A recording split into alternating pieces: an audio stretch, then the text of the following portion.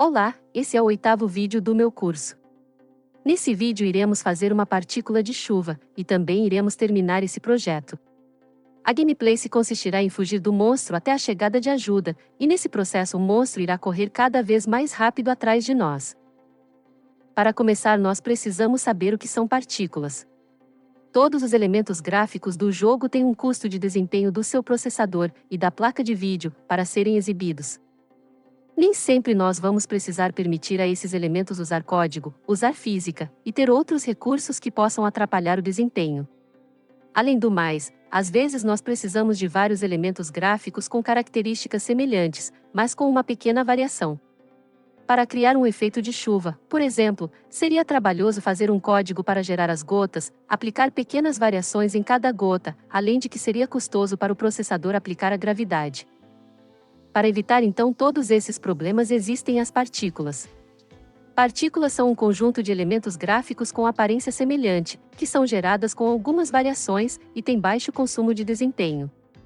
Vamos adicionar como filha da nossa personagem um nó de partícula. Adicionar a partícula como filha da personagem vai fazer com que a partícula sempre esteja na mesma posição que a personagem. Se fossemos criar uma partícula para gerar chuva no mapa inteiro, isso custaria muito desempenho, então nós vamos enganar o jogador com uma pequena chuva que segue a posição dele. Olhando para o inspetor da partícula, temos várias propriedades que podem ser alteradas. Vamos começar adicionando uma forma geométrica para ela. A forma geométrica de cubo não é a melhor para representar uma gota, mas ela vai economizar desempenho por possuir pouco polígono, então vou usar ela. Após ter definido a forma geométrica, percebam que ela aparece na nossa personagem, e que parece tentar se movimentar. Isso está acontecendo porque a Godot por padrão aplica gravidade às partículas. Para nós a gravidade não é interessante, então vou zerar ela. Quando uma gota de chuva está perto de cair no chão, ela já recebeu muito gravidade, então a velocidade dela está muito alta. Logo, não precisamos de gravidade, mas sim de aplicar uma alta velocidade ao gerar as gotas. Em Linear Velocity, temos a propriedade velocidade inicial, e temos a propriedade de aleatoriedade, que determina a quantidade de aleatoriedade para essa velocidade. Eu deixei zerado o valor de aleatoriedade, assim a velocidade inicial sempre será a mesma. Podemos agora ir em Direction, e definir uma direção de lançamento. Percebam que assim como a velocidade inicial, aqui na direção também temos duas propriedades. Em quase todas as propriedades que vocês abrirem vai ser assim, o mesmo esquema, abaixo é o nível de aleatoriedade, só que em alguns casos como aqui, a aleatoriedade está em ângulos. A última propriedade é planicidade 3D. Se deixar um valor maior do que zero, o lançamento vai ser mais plano. Outra propriedade que precisamos de alterar agora é a área de geração das partículas. Temos opções de área de emissão das partículas. Podemos emitir em um raio, em uma área de cubo, em determinados pontos. Como eu quero o mais simples possível, vamos novamente usar um cubo, porém vamos deixar o eixo Y, que é a altura, zerado. Para os eixos X e Z, nós podemos testar alguns valores. Lembrem-se, não precisamos cobrir o mapa todo, apenas dar a sensação ao jogador. Agora vamos mover nossa partícula para cima. Vamos também abrir o cubo visual da partícula, e reduzir a largura e comprimento, não mexam muito na altura. Vejam só, começou a ter uma boa cara de chuva. Ainda dentro do cubo visual, temos a propriedade material, vamos criar um para ele. Aqui não vou explicar muito detalhe por detalhe, apenas vou pedir para vocês marcarem as mesmas caixinhas que estou marcando. Elas servem para permitir transparência e mudança de cor no visual do cubo. Já essa propriedade albedo, muda a cor e transparência. Vou escolher uma cor um pouco azul claro, e um pouco transparente. Temos também a propriedade metálica e rugosidade que não é tão necessário mudar, mas vou mudar também. Na aula número 5 falei sobre essas duas propriedades.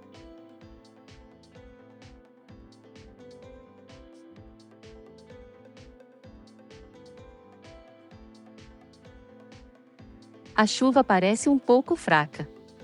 No início do inspetor temos a propriedade amount, que significa quantidade, que serve para aumentar a quantidade de partículas. Eu poderia aumentar a quantidade, porém, o tempo que cada gota fica no nosso campo de visão é inferior a 1 segundo. Então, em vez de eu aumentar a quantidade, eu vou reduzir o prazo de vida das gotas, e isso vai permitir emissão e exclusão mais rápida, que vai gerar uma sensação de chuva mais forte. Assim está bem melhor. Bem, aprendemos o que são partículas, para que servem, o básico de como criar uma, e agora precisamos de dar continuidade ao nosso jogo. Se quiserem um vídeo de partículas mais complexo, deixem aí no comentário.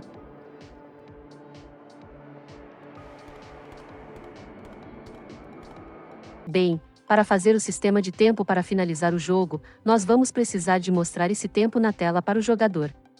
Dessa forma, a primeira coisa que vou fazer vai ser adicionar um Canvas Layer à nossa fase, e dentro dela um label. Vou escrever um texto aleatório nesse label, vou aplicar sombra no visual, e também aumentar a escala.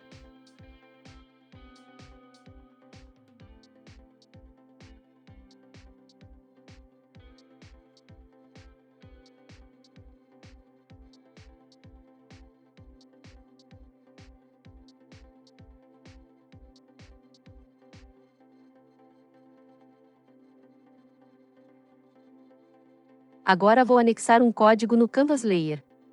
A única edição que vou fazer nessa janela é alterar o nome do código. Também vamos precisar de criar mais um código, esse para ser um tipo de singleton. Vamos apertar em File, New, e New Script. Vocês precisam estar com a seção Script aberta para ver essas opções. Novamente, vamos apenas alterar o nome do código, vou chamar de jogo. Como não estamos definindo um caminho, todos os códigos que criamos foram adicionados na pasta principal do jogo. Esse código chamado jogo eu não vou adicionar em nenhum nó. Eu quero que ele fique em execução constante, e que seja possível acessá-lo de qualquer outro nó. Para fazer isso irei acessar as configurações do projeto, Autoload, escolher o arquivo e apertar em adicionar. Certifiquem também de que essa caixinha esteja marcada. Dentro do código jogo eu vou criar uma variável chamada tempo. Eu sei que eu podia fazer um timer, mas para podermos usarmos o tempo em vários objetos eu vou usar uma variável. Essa variável estará marcando o tempo em segundos, eu decidi que a perseguição durará 3 minutos, então multipliquei 60 segundos por 3. Para fazer a redução do tempo vou adicionar o método process, e dentro dele reduzir a variável pelo delta. Só por curiosidade, delta é o tempo desde a última execução do process. Ou seja, se você iniciasse uma variável com o valor 0, e aqui no comando process você somasse o valor de delta nessa variável, dentro de um segundo você teria um valor aproximado de 1 nessa variável. Também vou criar uma função que vai retornar o valor do tempo. Sim, eu poderia acessar diretamente a variável pelos outros objetos, mas fazer isso não é uma boa prática de programação. Agora vamos editar o código tela. Também vamos adicionar o método process, pois queremos a atualização contínua do tempo na tela. Para mostrar a informação nós vamos pegar o label, editar a propriedade texto, e definir um novo texto para ela. Para facilitar, eu criei essa variável para armazenar o tempo. Perceba que estou acessando o código jogo, que por conta de ter sido marcado como autoload, é acessível por todos os objetos. Logo abaixo estou atualizando a propriedade texto do label, passando um texto entre aspas, e no fim das aspas estou passando a variável. Nas primeiras aulas mencionei que variáveis não podem armazenar tipos diferentes de dados. Da mesma forma, tipos diferentes de variáveis não podem ser combinadas. O conteúdo entre aspas é entendido como texto, e para podermos também usar a variável tempo como texto, precisamos converter ela. Então esse comando está justamente fazendo a conversão em texto da variável. Voltando novamente para o código do jogo, vamos fazer uma condição que verifique se acabou o tempo, e caso tenha acabado, trocar de cena. Para o fim do jogo vou apenas mostrar uma mensagem, vai ser bem simples. No momento vou só criar e salvar a cena.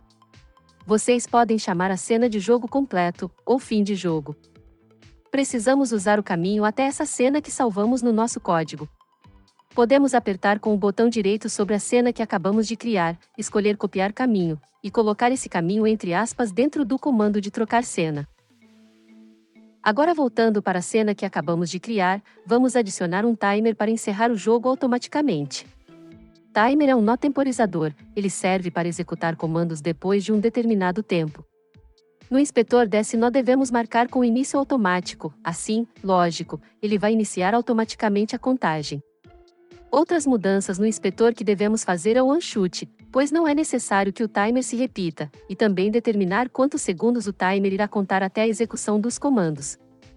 Com isso nós temos o contador funcionando, mas para criar os comandos após o timer terminar a contagem, nós vamos de precisar anexar um código para a cena.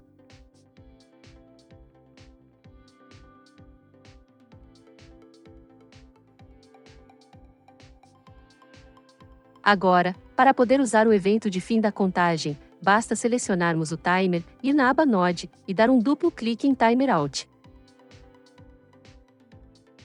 Nessa janela que surgirá não é necessário fazer nenhuma alteração, apenas apertar em Conectar. Percebam que a Godot gerou um código para nós. Aqui dentro desse bloco de códigos podemos inserir os comandos que queremos executar. Eu quero que encerre o jogo quando o timer terminar a contagem. Para fazer isso eu vou usar essa linha de comando.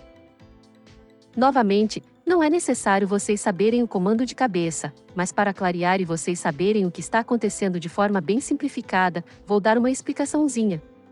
Essa primeira parte pega uma classe que basicamente gerencia todos os nós em execução, e dentro dessa classe estou pedindo para parar a execução e sair, o que resultará no encerramento do jogo.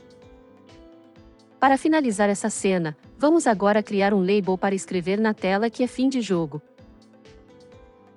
Precisamos centralizar o texto, escrever o texto e também aumentar bastante a escala.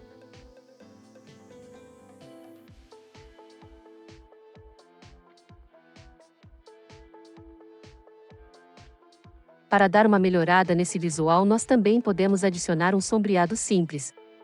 Por falar em melhorar o visual de fontes, tem um vídeo aqui no canal que ensina a deixar o visual das fontes bem profissionais, pode conferir pelo card aparecendo na tela.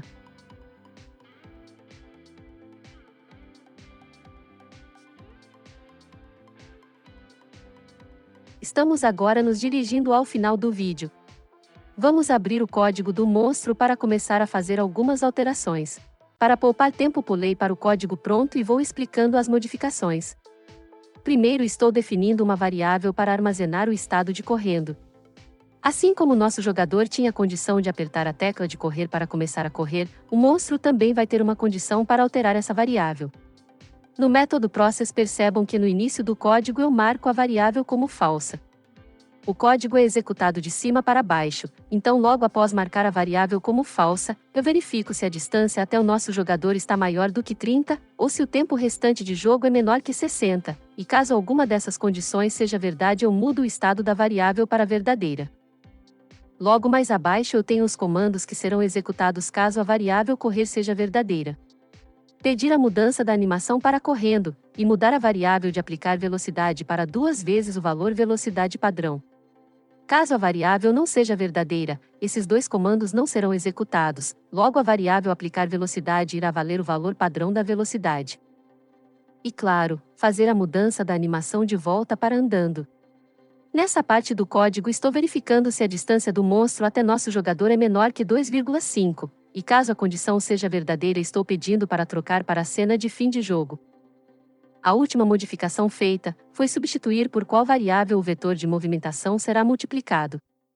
Antes eu usava a velocidade padrão, e agora nós usamos a variável aplicar velocidade. Antes de mostrar o teste para vocês tem uma pequena falha que eu identifiquei. Voltando para o código da tela, ao alterar o texto da nossa label eu estava usando o valor real da variável tempo. Isso é um problema porque como é um contador de tempo, ele possui casas decimais.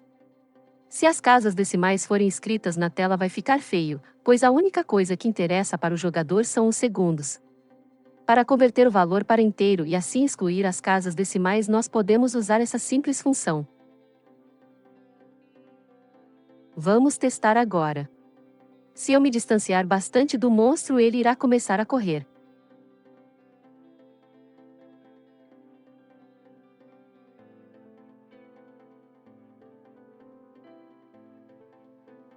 Como eu coloquei um efeito blur na tela, não é possível ver direito. Algumas mudanças que poderiam ser implementadas, por exemplo, é aumentar a velocidade do monstro.